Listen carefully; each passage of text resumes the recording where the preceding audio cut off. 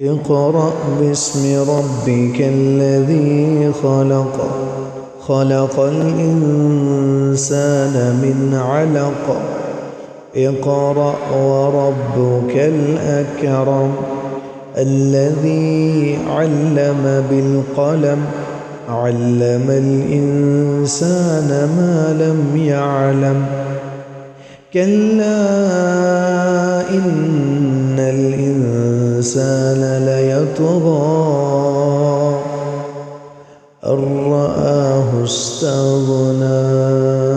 إن إلى ربك الرجعى أرأيت الذي ينهى عبدا إذا صلى أرأيت إن كان على الهدى أو أمر بالتقوى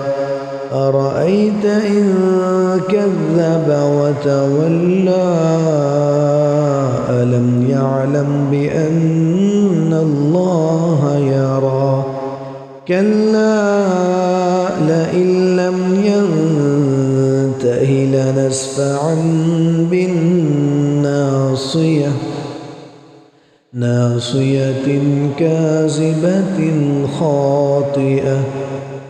فليدع ناديه سندع الزبانية كلا لا تطعه واسجد